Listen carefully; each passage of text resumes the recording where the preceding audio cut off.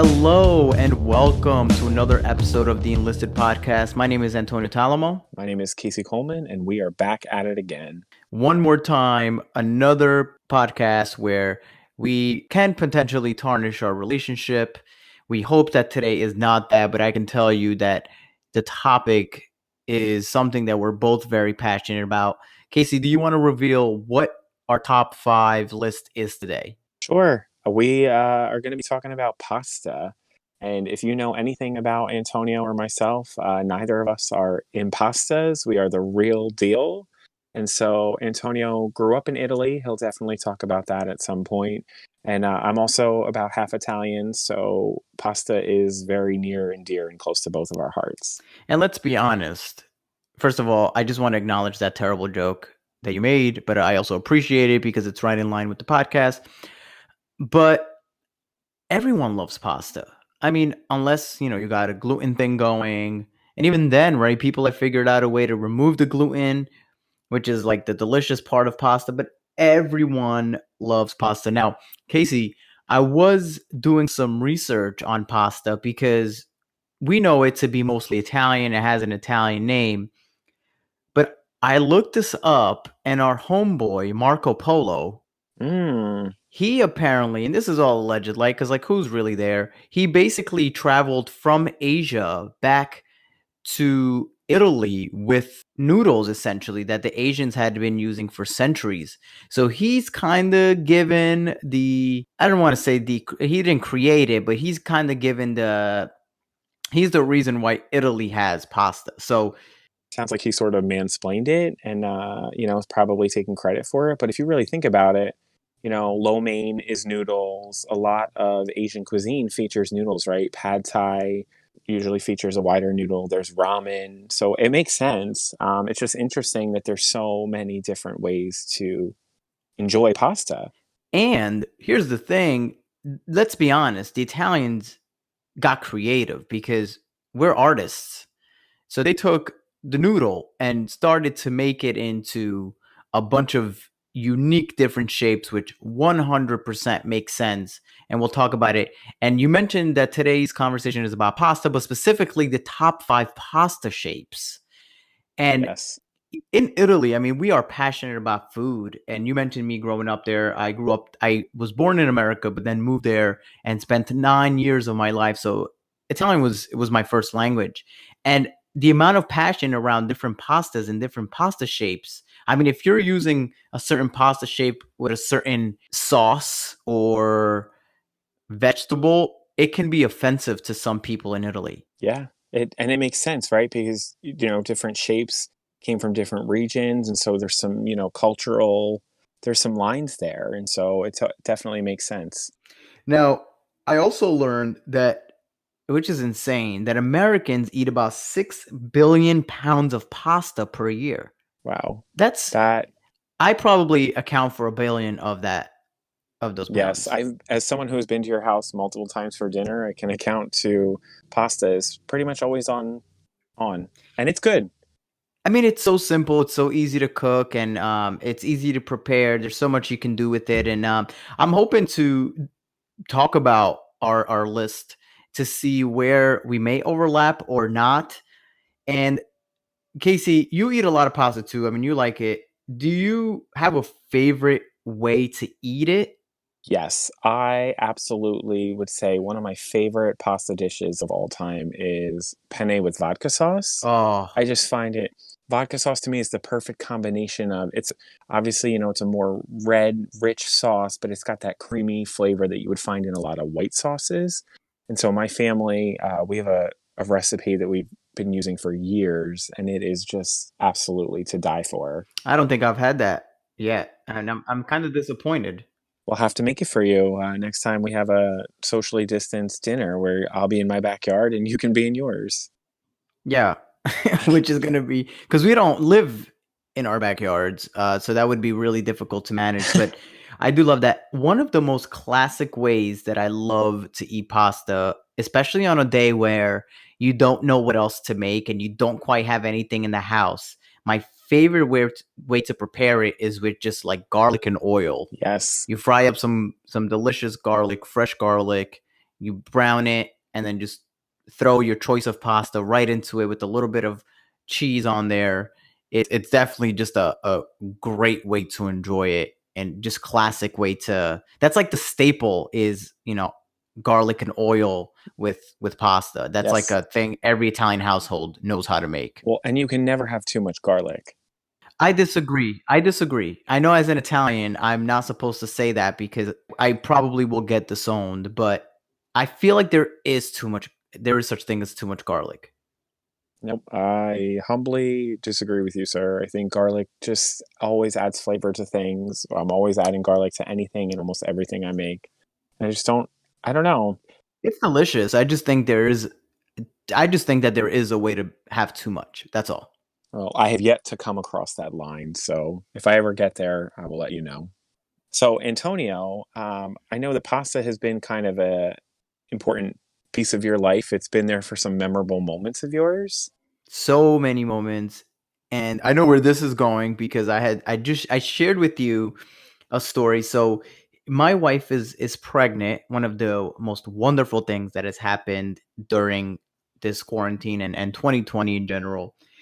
But the way my wife told me she was pregnant is related to pasta because I was actually making some spaghetti, and ironically it was with garlic and oil because we were hungry. We just wanted to kind of keep it low key. And unknowingly to me, my wife went to the bathroom to take a pregnancy test. And I was now mind you that the pasta was just about boiling hard. So it was like maybe a few minutes from being done. And all of a sudden I hear a scream from the bathroom that was like a big oh my god. And so I'm like, what the hell's going on? I run over to the bathroom, and my wife looks at me and goes, I'm pregnant. I think I'm pregnant. Now here's the thing. In that moment, I had a very important decision to make. I was filled with emotions. The first emotion was happiness from knowing that my wife could be potentially pregnant. The second emotion is intense fear because while I wanted to celebrate with my wife, all I could think about was the spaghetti boiling over in the next room and us potentially blowing up the house with an overflow of a. So that is how I found out that my wife was pregnant, and it was the most conflicting moment of my life that included pasta. I did share with my wife the next time I would like a heads up, but we thought that was just such a funny moment where my Italianness was like, okay, I'm excited, but I also need to make sure that the pasta doesn't overcook.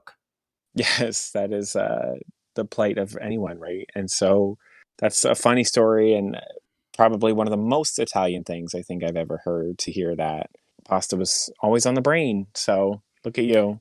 Always, and I love that. Now, there's a few things. I don't know if you have this as much as an Italian American, and coming from Italy, we definitely have some personalities, especially where we're from in New Jersey, of this new Italian kind of wave. And there's a lot of things that I learned when I came here, but people call it different things that I'm used to. For example, one of my biggest pet peeves is when people call pasta noodles.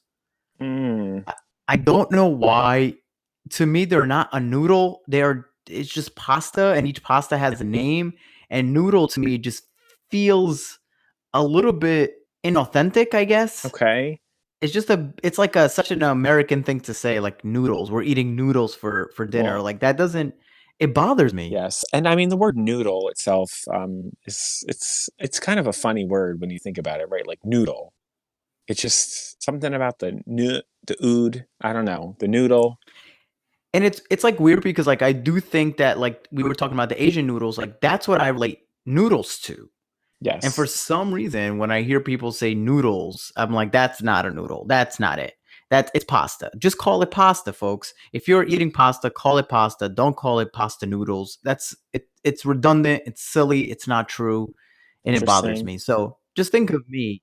Now Antonio, talking about noodles, right? So do you and etymology and the way things are kind of what they're called, do you call it sauce or gravy? All right, you're gonna piss me off.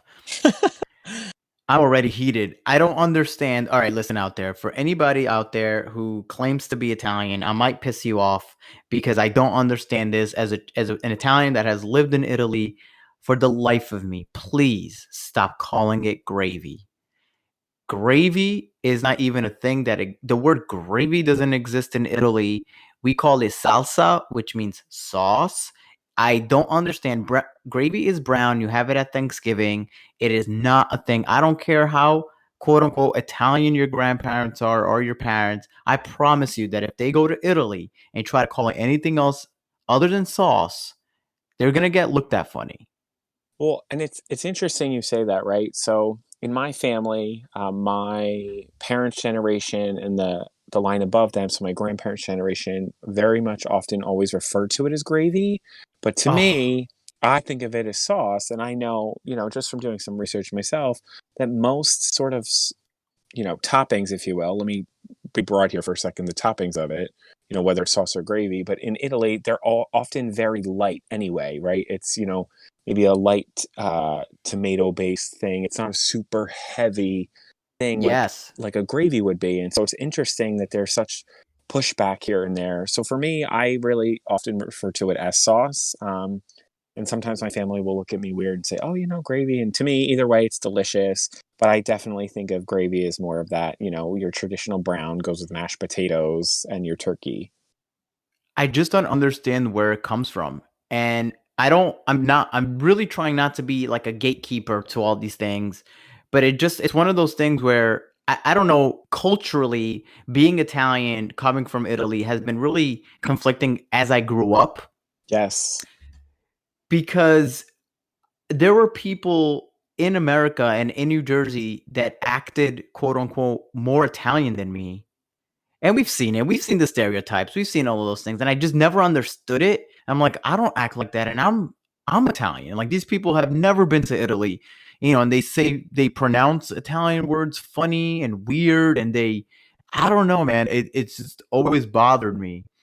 It's funny to hear you mention that because I think about my own family and how, they'll pronounce certain things like gabagool and, That's not even a word. yeah. Well, and I mean, going back to words for a second, I know there was a certain word for you as a kid that was a little bit difficult to wrap your head around. Do you mind sharing this with our audience? Yeah, this is one of my favorite stories. So I want to preface with letting everyone know that Italian is my first language, and when I had to move here, I didn't speak any English at all. But I would say that I had to adapt so quickly that I just had to try to make connection to things really, really fast, more so than anybody else, because I was put in a class that was all English speaking, and it was really hard. I did pick up English relatively quickly, but in the beginning, there were definitely some things that were just I just didn't understand. And I had to just make assumptions for it because I had to be able to understand what was happening around me. So I'll give you an example. When I would go shopping with my family, I used to think, and don't judge me here, but I used to think that Americans would put salt on their clothes to keep them fresh. What? Now, you might be wondering what they were being kept fresh from. That doesn't matter. But the reason I thought that was because I would walk into stores and I would see the word sale all over the place, which in Italian means salt. So I would see a rack that had the word sale on it. And I thought, oh, this is the fresh rack because they put salt on it to treat it. So I don't know why I thought that. Turns out the word sale, and that meant that they were discounted and not, salted for freshness. Just like that is the most Italian thing ever. Like just add some salt to make it fresh. And that was like one of the moments that I remember going, wow, I really tried hard to understand my surroundings. You did your best, and I will say you are often dressed fresh to death. So whether that's with salt, no salt, you're Well, doing that I all was gonna right, say. sir. That's because I put salt on my clothes to keep them fresh. There you go. So funny. So, Antonio, do you think it's time we delve into our lists? Oh, I'm nervous. I'm really nervous, and I'm really hopeful. And I just want to know, as you went through it, like how did you go about determining your list? Were you thinking about like your favorite food that you eat it with, or is it just like did you go for complete complexity and usage of the pasta? Like walk me through how you created your list. So I will preface this with I am willing to fight to the death on my number one. That's how passionate I feel about this topic. But I will say, I thinking of pasta shapes, I try to really play fair to the game and really think about what it is used for as in terms of structure, what kind of vessel does it go with, practicality. I thought about. I really, I I've reviewed graphs. I did research. I wanted to make sure I didn't. Graphs. Oh yeah, I looked at pasta charts. I wanted to make sure I wasn't forgetting anything, and so I combed through, and I'm very proud of this list. And I stand by the order as well. And I imagine we'll have some overlap. Maybe. But okay, so let me ask you, when you did a lot of research, did you eat a lot of pasta in preparation? I think I've been training my whole life for this. You have been training your whole life. Okay. I okay, so I try to think of how well versed the pasta is, but I also feel like I definitely had some favoritism and also just looked at pastas that I really enjoy. Okay. And I struggled. Like I really struggled to put some over the others because there's very few pastas that I actually dislike.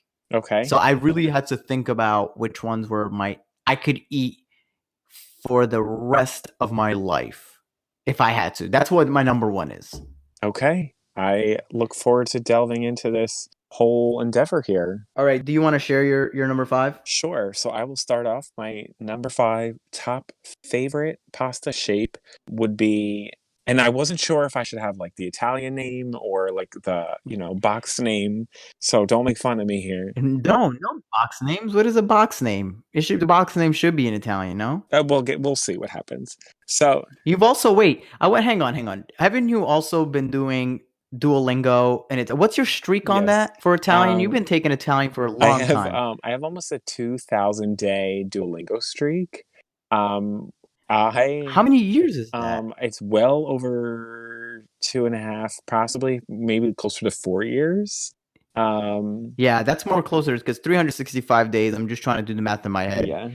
Wow, over 2,000 days of learning Italian. Yes, and so actually, before we delve into the list, I started doing that right after I graduated from grad school because I found myself learning that I'm responsible for my own learning, so I want to keep my mind fresh, stay sharp.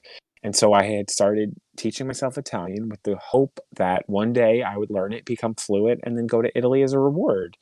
And so someday I will get there and hopefully be able to order a dish or two. Wow, I'm really proud of you. That's really hard to do. I'm not that consistent with anything. It's all So right. good on you. It's There you go. So my number five, coming in at number five, top five favorite pasta shapes of all time. It's a classic, and I'm going with penne. So you're thinking the medium sized noodle with the lines on it. To It's me, not a noodle. It's not a noodle. all right. So what It's a pasta. pasta? Okay, excuse me. That'll be my only hopeful slip up. I'm so sorry, but it's just to me, it's like it's such a multi-purpose shape of pasta. It can go with anything. And what I like about it is that it's got those lines on it, so it can help carry sauce better. All right. So this is going to be, I think, a little bit controversial. Penne is not on my list. I actually think that penne is one of the most overrated pastas that gets too much credit. I understand it. I hear you. I just don't think it's that good. I think it's a little bit difficult to grab with a fork. I think you're doing it wrong, Maybe. I mean, I'm an expert, so I don't think so. But I also like to shove food in my mouth really quickly. and that might be your problem. Well, that's half the problem, but that is my problem, which is why I just think it's overrated. I think there are better options to use outside of penne, Interesting. but I respect it. All right. Well, what is your number five, sir? Okay, so my number five comes, and I want to kind of explain it a little bit because it's not an everyday pasta. It's single use pasta. Ooh. It can only really be made one way. But that one way that it is prepared is one of the best, most classic things, best things that Italians have ever done, and that is lasagna. The lasagna pasta, the little that are flat. You know what I'm talking about? I know what you're talking about.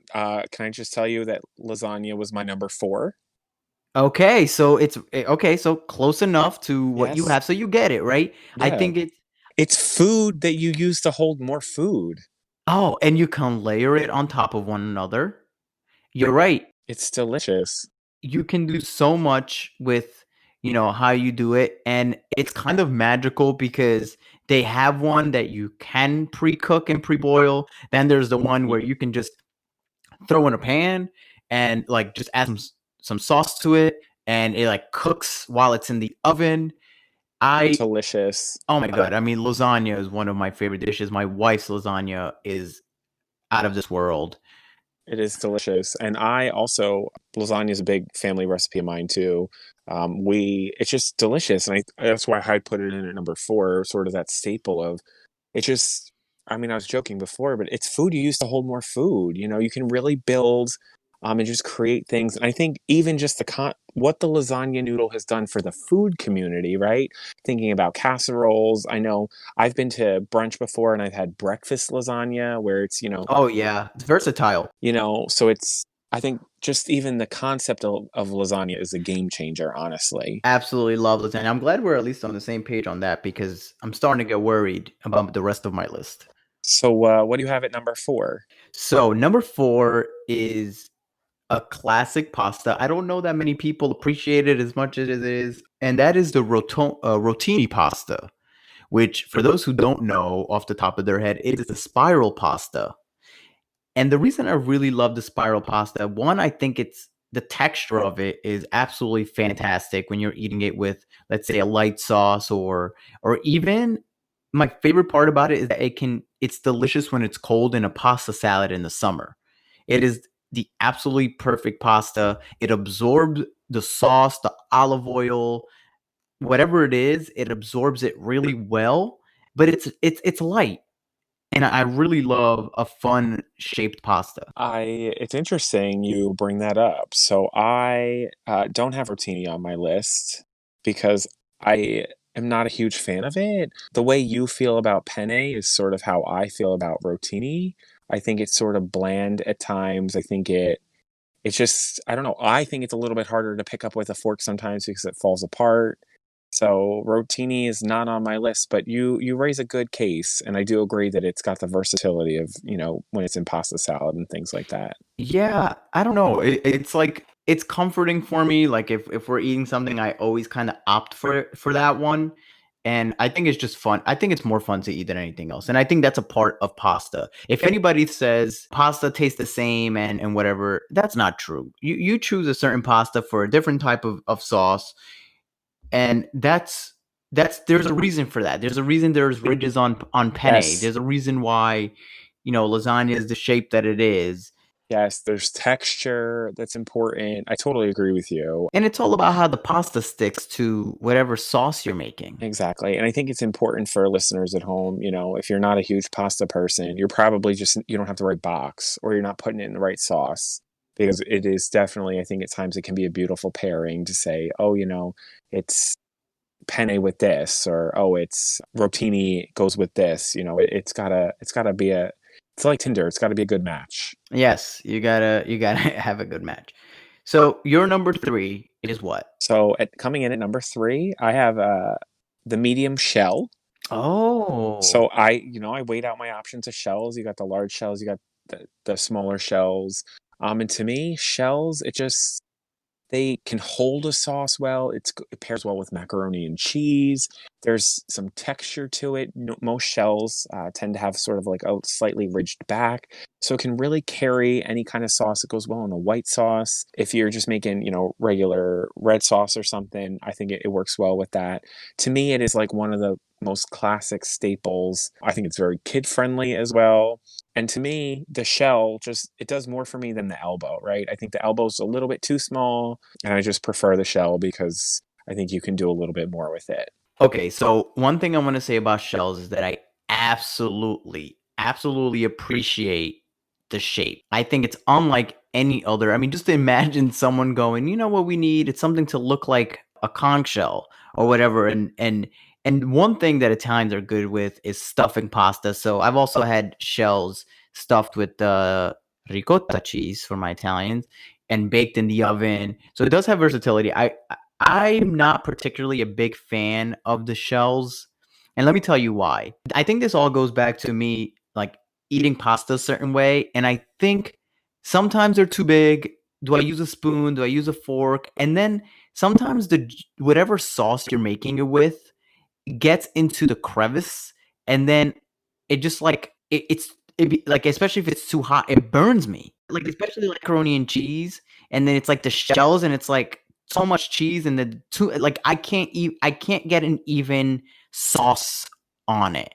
Sauce to noodle ratio. Okay, and I know not noodle. All right, all right. I slipped up again. I'm sorry, Yeah, but you did it like 3 times when I let you live today. thank you. Please don't fight me in the parking lot. What do you have at number three? Number three, I think that my number three is better than penne. It is a cousin to the penne, and I really enjoy it a lot, and that is rigatoni.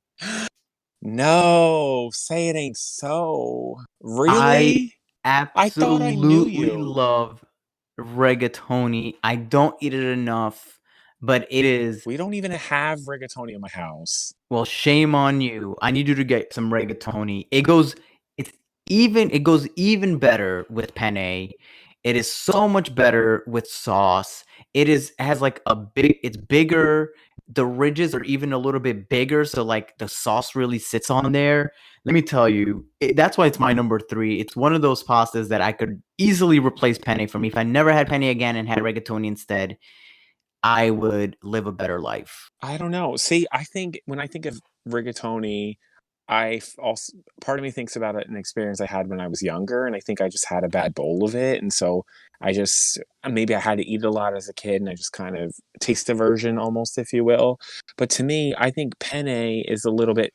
I view penne as being fancier than rigatoni because I almost think of like green beans, right? There's like your French cut where they're, sort of cut on the side, and there's just regular sort of plain green beans. And I don't know. So for me, Oh, I agree. I just think rigatoni is a little bit plain. I appreciate the depth, I think, that penne brings to the game. But Yeah, I mean, I think the issue that I have with pennies, I mentioned, is that they're a little bit too small for me. And then, have you ever had the little, like, they're called mezze penne, which means half pennies? You ever had those? They're so tiny.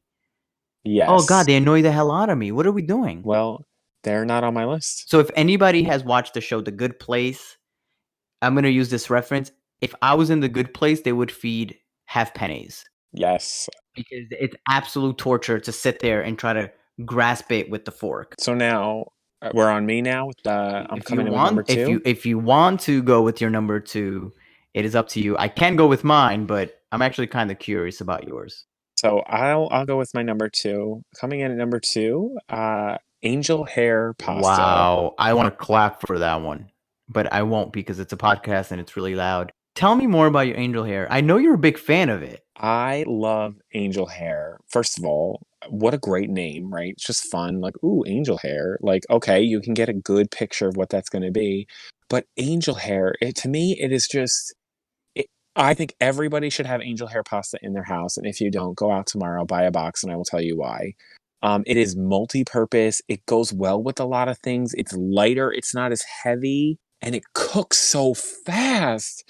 I can't tell you how many times angel hair has literally saved me. Cause I'm like, what are we having for dinner? And I'm like, oh, let me just boil some water, throw in some angel hair. It cooks half as long as a regular spaghetti noodle does. To me, it is just the absolute winner. And when I was thinking of my list, I wanted to make sure I sort of had equal representation of my pastas. I think diversity matters in everything. And I think it matters in the bowl, right? So angel hair to me was it's my only sort of long form pasta shape on the list. And so angel hair was number two for me. I just think it is so multi-purpose. It goes well with shrimp, pesto, anything like a light butter sauce. It's just so, so, so delicious. And again, if you're in a pinch, it cooks so quick. That is your number two is it's one of my favorite things that you've ever said. I adore angel hair. It is fantastic. I do agree. It's like a lighter version. And I don't know, it just soaks up everything well. One of my favorites. Great job on your number two. If that's number two, I can't wait to hear what your number one is. I am very passionate about my number one. Last time we did this, I feel like, we kind of know each other enough where we know where it's going. I have no idea where it's going. I'm glad I can keep you on your toes. What's your number two, sir? My number two, I don't know if I cheated. So I'm going to be honest. I don't know if I cheated, but it is a pasta. And it is one of my favorite pastas. And that is beef tortellini. Tell me more. What? Oh, God. I love tortellini. I love that it's stuffed with something already. So in it by itself already, it's already more exciting than almost any other pasta. I love a stuffed pasta. That's one of my favorite things. And I guess the way I think of it is baked. Like instead of like when they make like a baked ziti, instead of that, if you use like tortellini instead, it is so delightful. I also love beef tortellini in a broth.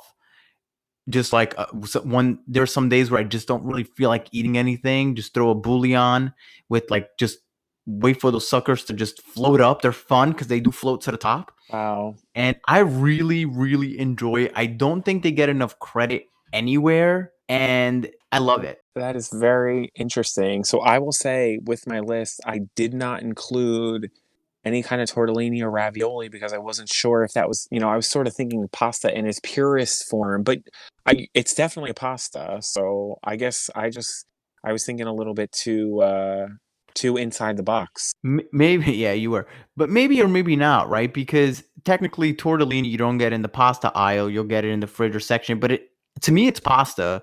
To me, it's delicious. And I mean, I did think a little bit outside the box. I will say that, but yours is definitely more of a purist. But there's now, where would it be? All right, so if you did have ravioli or tortellini, where would it be on your list? It would definitely, I think, be in the top 5. It might bump out. I would have to probably pivot a little bit, and I might swap out the penne or the shells Oh, there because it is. yeah, because I mean, there's so many good flavors of, tortellini and all that kind of stuff. My partner and I went to Trader Joe's not too long ago, and they've got, fall flavors of them. It's a simple dinner. Again, I'm all about simplicity. And so sometimes you can get really, really, really good flavorful stuff that's just delicious. I agree. Almost any sauce can go on it. I've had it with like an Alfredo sauce. I've had it with vodka sauce. It's just I don't think people think about it enough. And they cook really fast, by the way. You mentioned quickness. It's a fantastic quick dish. So I'm glad. Maybe I cheated. Maybe I didn't. I don't care. I think it's delicious. I Casey, last time I got to go last with my top, I want to share my top favorite pasta before we go Go into for yours. it. Is that okay? Sure. All right. And number one, if I could have one pasta for the rest of my life, because that's really how I try to think of this list, it would be spaghetti. And that's why I got really excited about your angel hair because I would have almost had angel hair and spaghetti both in my top 5. I just felt like you mentioned representation. I felt like there was some that were a little bit better.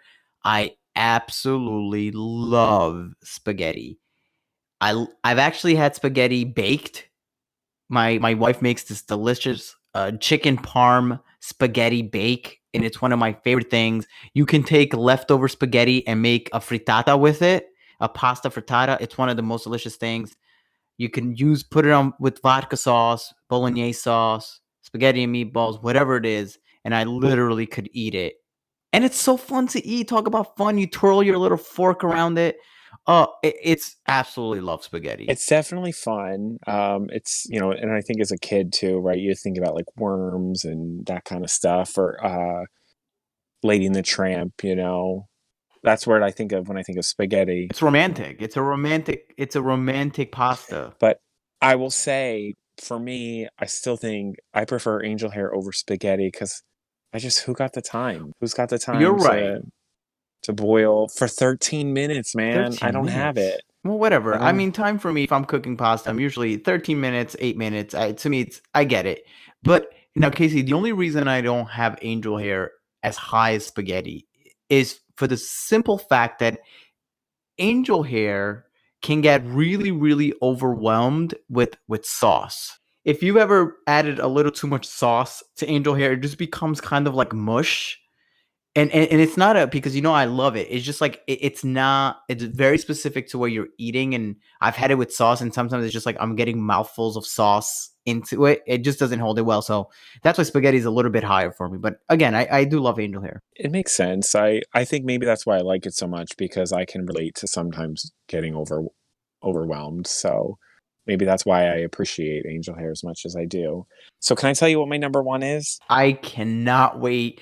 In passing, you have told me that you will go to you will fight to the death for this number one. And Yeah. going through our list, I'm like, what else is left? Well, I'm here to tell you that coming in at number one for me, it goes by two names. The Italian name, many people would know it as farfalle, and many people call it bow ties. I think Wow. the bow tie is just, it's a home run. It's a fun shape, right? Like it's not, a kind of, it's not a simple design. It's complex, right? It's got ridges on the side. It's, to me, it's just the best. It's hardy. To me, it forms well. It goes with almost anything. You can do it in a I pasta agree. salad. You can do it with chicken. You could do it with broccoli, any kind of sauce. To me, it is just the most versatile pasta. Have it cold, you could have it hot. It goes well in soup. I just think, to me, like, it is absolutely to die for. And it's my favorite shape. I think it's fun. And it's, to me, and one of the things I love about pasta, and you mentioned this earlier, is pasta to me is fun because it's always different shapes, right? You can have different things for different moods. And I just, to me, I've never not had a bowl of bow ties and not been happy about it. Okay, I want to say something because if someone asked me if you could describe Casey in pasta form, I would 100% have picked. We also call them butterflies, by the way. Well, farfalle Bow is tie. Italian. Farfalle is butterfly. I Yeah, know that from my 2000 Days Street. yeah, there it is. So yeah, I think that makes so much sense for you as a human. You are definitely that. I do agree. It is fun. I actually had it in my top 5. And then right before the podcast, I swapped it out with lasagna just because I just felt strongly about lasagna. But big fan of bow ties as well. And I just can't argue you on your list. You have a fantastic list. I mean, the penne I could do without, but every other one on your list, I appreciate so And much. I mean, I appreciate yours as well, sir. I think this was, I think we'll still be friends after this one. I think, I think we got closer, if yes, anything. yes, we live to see another day. And that's important nowadays. But yeah, to me, there's just, I think pasta's delicious. And to me, it's a pantry staple. It's good to always have in the house. It's a quick meal and it's hearty. Also, another great pasta, and your butterflies, by the way, is also another great option for cold pasta salad. Yes, it's, to me, it is truly like the miscongeniality of all the pastas. Like I just think it goes well with everything, you know, It really does. hot, cold, anywhere in between. I think it is just, I'm gonna have some after this, I think. I've talked myself into it. I'm actually really hungry now, and I've already eaten dinner. But did you have some that you were kind of debating that, like your honorable mention, as we do every week? What what was flirting outside of the top 5? So I was tinkering around with some of the different shell sizes because I do think, like my family, a larger stuffed shell is something we look forward to around the holidays. Rotini was one that did run across my mind, but I don't know. I felt like I had some better, because I also, like, similar to you, I try to think of it in different formats, right? Thinking of it hot, thinking of it cold. And had I thought about it, I definitely would have included sort of like the ravioli-esque or the stuffed kind of pasta, because I think that those are absolutely delicious. Well, one of the ones that I had, which I think is I think it like children love it, and that's pastina. It's a cute name, and it's one of those things. It's like very comforting to eat pastina because it's like when when you have a tummy ache and you can't really eat much else, and you just take a little bit of pastina with broth or whatever the case may be.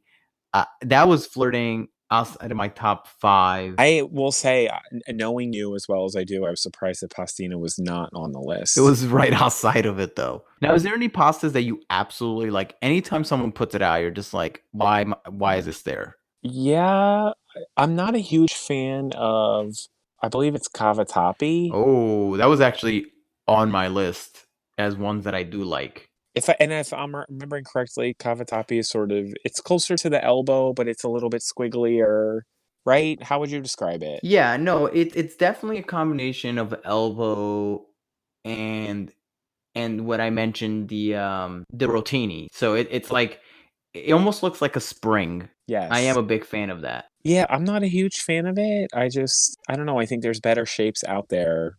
It's a fun shape though. Yes, it's a fun shape. I'm just not a huge fan of sometimes when the pasta just eats up the sauce. And I Yeah, think that that's fair. sometimes it can just almost absorbs too much of it, and then you lose some of that taste and texture there. And so I like to sometimes keep it a little bit more separate and, just enjoy it on my palate.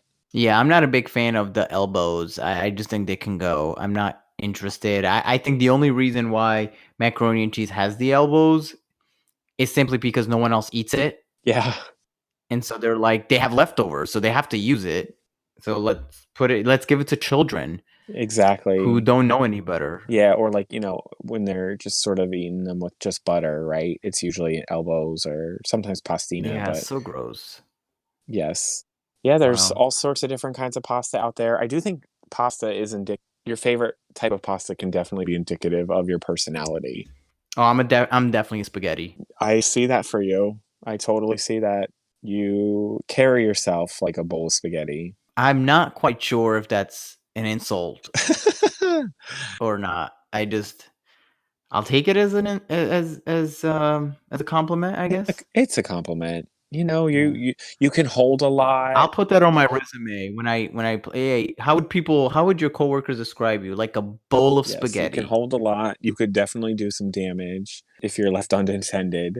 I what? Yeah. How? Like if someone was left unattended, like if a little kid was left with a bowl of spaghetti unattended, it would probably cause some damage. And I feel like if people left you unattended at times, you might cause some damage. I have caused some damage, so that's very fair. I feel like it's necessary to say on this podcast, I have seen Antonio eat pasta for breakfast on numerous occasions. I actually texted him the other day at 10 a.m. and said, I just want to let you know that I'm eating pasta bolognese for breakfast. I don't care. Whoever invented these stupid, like, oh, let's eat meat and eggs and cheese with potatoes for breakfast. That's okay. Or sugary pancakes, which don't get me started on pancakes. Pancakes is just dessert. It's dessert. It's not anything else but dessert. But we can't have pasta? Like, who made that up? I it's I don't make the rules, but I think you're right. I think we need some food. We got to fight for our right to food Yeah, I again. feel like I'll fight for other things before that, but I think it's on my list because I have lists for There you days. go. Well, this has been fun, Casey. Next time I come over, I need to try your family's penne vodka recipe. I would prefer if you use rigatoni instead of penne, but I'll see what I can I do will for take you. whatever you share with me. Now, Casey, Yes. I want to ask, do you feel like our relationship has been tarnished? No, I think if anything, we've just grown closer because we like a lot of the same kind of pasta, and you've now given me more depth perception should I ever come across, a bowl of spaghetti. All right, so thanks so much for listening. Come back here next week for another top 5 list, and hopefully you will agree or disagree with us either way. It's been a pleasure. Take care. Peace. Thank you for listening to the Enlisted podcast. Want more of these podcasts? Be sure to click the subscribe button and leave us a review with a suggestion of what you'd like for us to debate next. Until next time.